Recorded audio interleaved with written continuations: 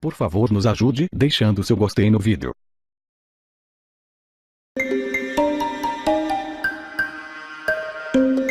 O Procurador-Geral da República, Rodrigo Janot, apresentou hoje a segunda denúncia contra o presidente Michel Temer.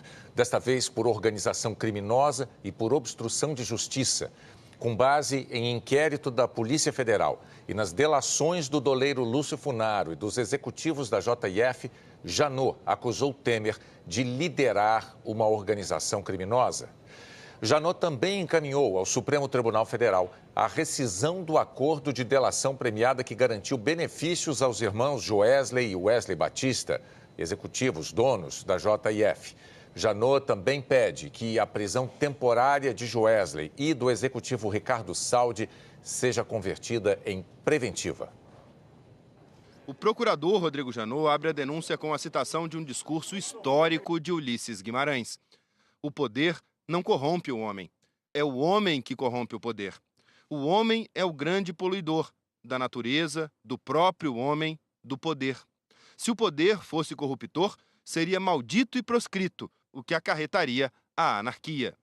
Janot acusa diretamente o presidente Michel Temer de ter cometido o crime de obstrução de justiça e organização criminosa.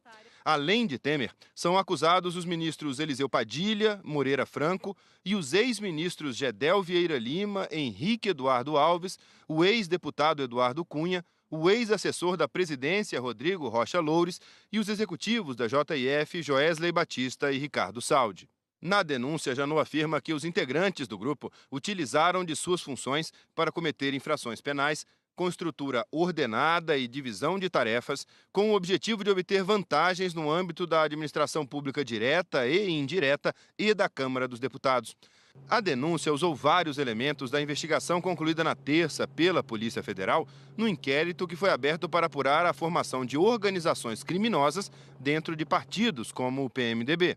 Janot diz que os denunciados arrecadavam propina em órgãos públicos como a Petrobras, Furnas, Caixa Econômica Federal, Ministério da Integração Nacional, Ministério da Agricultura e Secretaria de Aviação Civil, além da Câmara dos Deputados. De acordo com Rodrigo Janot, o esquema permitiu que os denunciados recebessem, a título de propina, pelo menos 587 milhões de reais.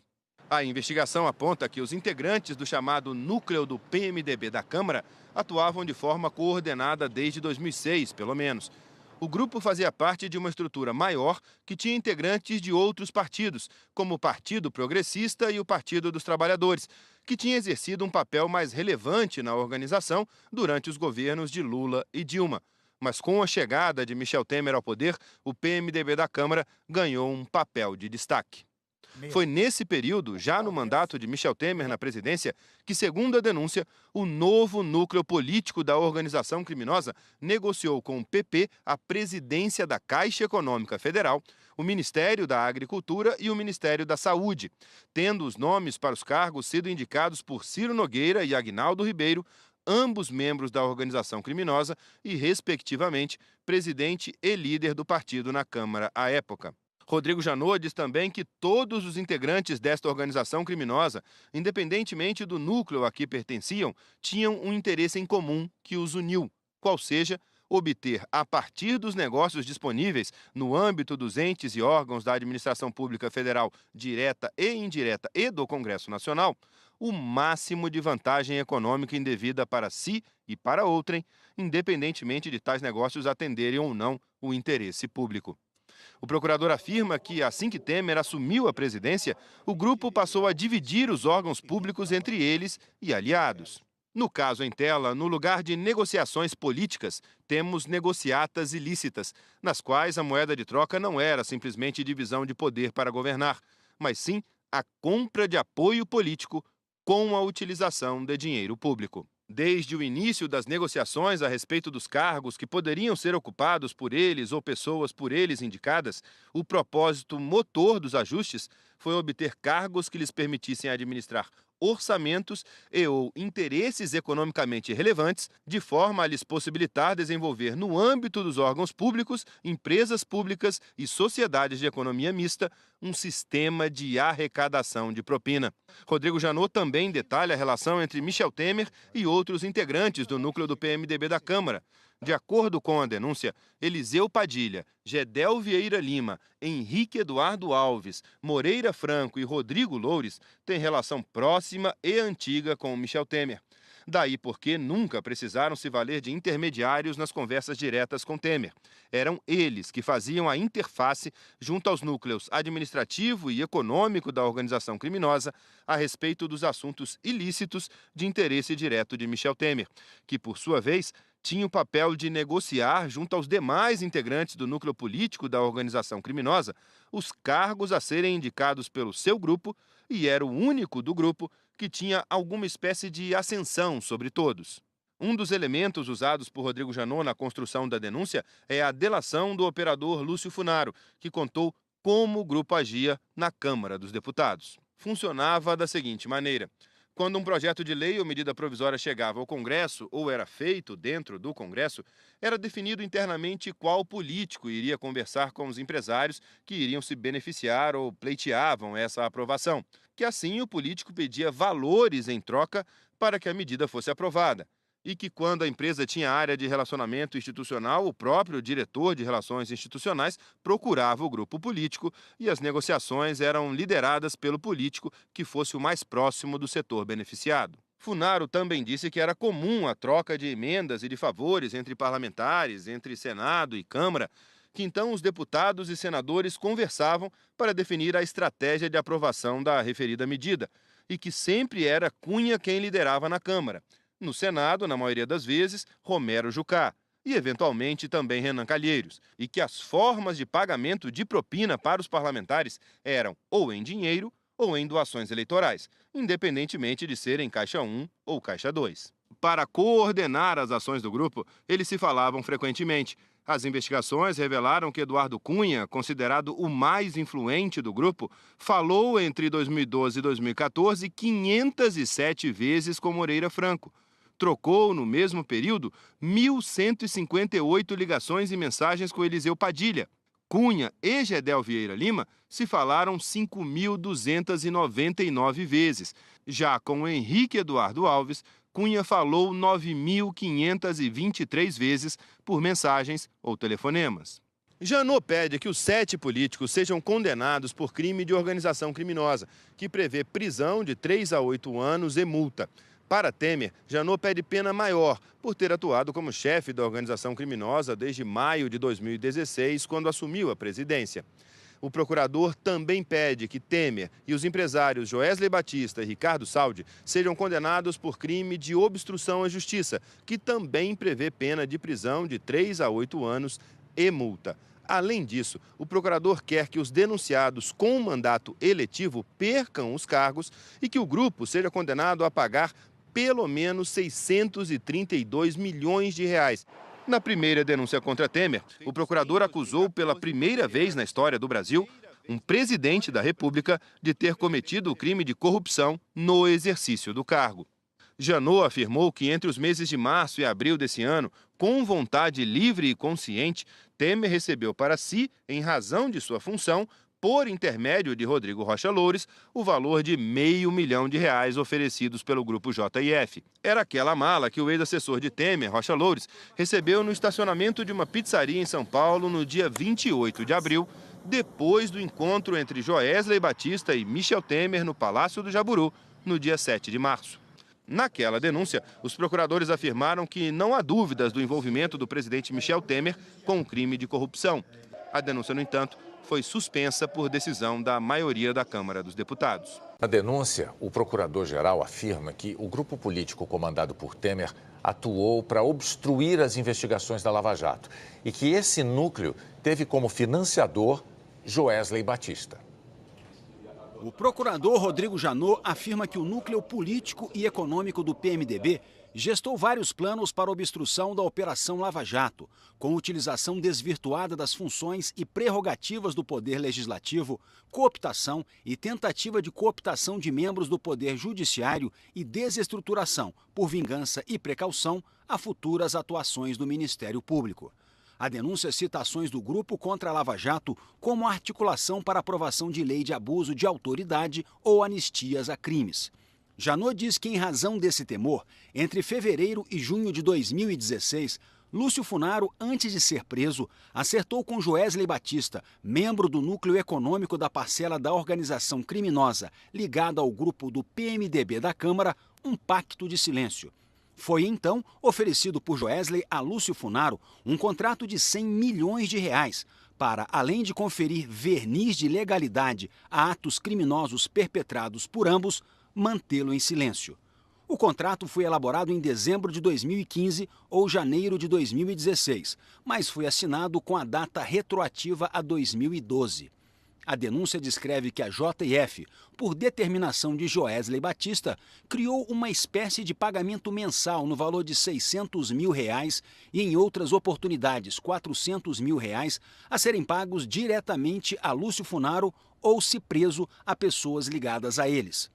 O dinheiro acabou sendo entregue aos irmãos de Lúcio Funaro, Dante e Roberta. Na denúncia, Janot incluiu fotos de ação controlada da Polícia Federal que flagrou Roberta Funaro recebendo R$400 mil de Ricardo Saldi, executivo da JF.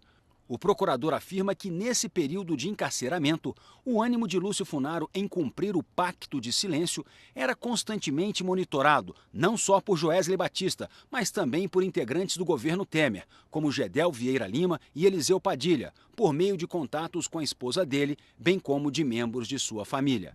Em resposta a tais sondagens, Lúcio Funaro enviava mensagens a Joesley Batista, tranquilizando-o quanto a seu ânimo em não relatar fatos às autoridades que comprometessem o núcleo político e econômico da organização criminosa. Um desses recados foi enviado a Joesley Batista por meio de Roberta Funaro dentro de uma caneta, no intuito de tranquilizá-lo quanto ao cumprimento do compromisso firmado. Rodrigo Janot também relembra que no dia 7 de março de 2017, Joesley Batista se encontrou com Michel Temer, líder da organização criminosa do PMDB na Câmara dos Deputados, que o encontro foi para, entre outros assuntos, tratar da situação dos presos Lúcio Funaro e Eduardo Cunha. O procurador anexou à denúncia cópias de mensagens de celular trocadas entre Joesley Batista e Rodrigo Rocha Loures. Na conversa, Joesley e Loures organizam o encontro entre o dono do grupo JF e o presidente Michel Temer. Numa das mensagens, Loures determina o local do encontro, o Palácio do Jaburu, residência oficial do presidente, e pede a placa do carro de Joesley. Loures diria aos seguranças que o carro era dele, para evitar que Joesley fosse parado na portaria. A mensagem diz: quando chegar, entre na garagem. Passando a porta principal da casa, fica logo à direita. O AJO estará te aguardando na garagem da casa. No encontro gravado por Joesley Batista, ele fala ao presidente como entrou com facilidade na residência oficial. Fui chegando, eles abriram, eu nem dei meu nome. Fui chegando. Não, fui chegando, eles viram a placa do carro, abriram, entrei aqui na hora. Funcionou super bem. Janot afirma que só esta estratégia utilizada já autoriza a fazer algumas afirmações. Primeiro, que o encontro não deveria ser do conhecimento de terceiros, inclusive os próprios seguranças, o que denota que o presidente sabia de antemão que os assuntos que seriam tratados não eram republicanos, motivo pelo qual também não constou em sua agenda. Segundo, Rodrigo Rocha Loures, além de pessoa de relacionamento próximo com Michel Temer, é assíduo no palácio, tanto que se valeu do próprio nome para liberar, sem necessidade de verificação, o carro de Joesley. Terceiro, havia interesse de Michel Temer nessa reunião, tanto que conseguiu no dia seguinte um espaço na sua agenda para atender Joesley. Rodrigo Janot destaca ainda que a época do encontro, que ele classifica de espúrio, as empresas presididas por Joesley Batista eram alvo de 3 investigações. Da Operação Greenfield, que apura irregularidades no uso dos fundos de pensão. Da Operação Sepsis, que investiga o pagamento de propina para a liberação de recursos do Fundo de Investimento do FGTS. E da Operação Cui Bono, que apura irregularidades em outras linhas de crédito da Caixa Econômica Federal. A denúncia diz que no decorrer da conversa com Temer, Joesley Batista, no afã de se certificar se continuaria a pagar pelo silêncio de Eduardo Cunha e Lúcio Funaro, já que tinha o interesse em cessar os pagamentos, e com o afã de que Michel Temer, por ser líder do núcleo criminoso do PMDB da Câmara, determinasse a interrupção, diz que está bem com Eduardo Cunha e que continuava pagando Lúcio Funaro. Ato contínuo, Michel Temer instiga-o a continuar os pagamentos, ao afirmar com ênfase e vontade livre e consciente que, abre aspas, precisa manter isso, viu? Fecha aspas. A denúncia transcreve o áudio da conversa entre os dois. Eu queria falar assim, muito aqui dentro do possível, eu fiz o máximo que deu ali, zerei tudo, o que tinha de alguma pendência daqui para ali, zerou, liquidou tudo, e ele foi firme em cima, ele já estava lá, veio, cobrou, pronto, acelerei o passo e tirei da frente. Tem um outro menino, o companheiro dele que está aqui, né, que o Gedel sempre estava... Não. Isso. O Gedel é que andava sempre ali, mas o Gedel também com esse negócio eu perdi o contato, porque ele virou investigado, agora eu não posso também, eu não posso encontrar ele. Isso. O negócio dos vazamentos, o telefone lá do Pardo, com o Gedel, volta e meia citava alguma coisa meio tangenciando a nós, não sei o quê. Eu estou lá me defendendo. Como é que eu mais ou menos dei conta de fazer até agora? Eu estou de bem com o Eduardo. Tem que manter isso, viu? Todo mês. O procurador-geral acrescenta ainda que Ricardo Saldi informou que Michel Temer sempre pedia para manter o pagamento de vantagem indevida a Eduardo Cunha e Lúcio Funaro. Para tanto, Michel Temer se valia de linguagem cifrada, dizendo: está dando alpiste para os passarinhos estão tranquilos na gaiola. Ricardo Saldi confirma que a intenção era manter Eduardo Cunha e Lúcio Funaro em silêncio, de modo a não revelar fatos que pudessem prejudicar a República e a empresa.